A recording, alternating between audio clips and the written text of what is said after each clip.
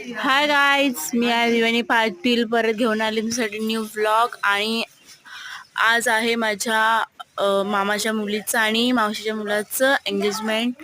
So अजून तर मंडप रेडी नाही झाला आहे आणि माझी मेहंदी पण काढून झाली आहे.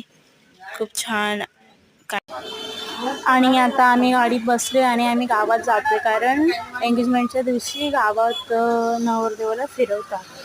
आमच्या खानदेशीमध्ये खूप छान परंपरा आहे, जे खूप मजा येते आमच्या लग्नात.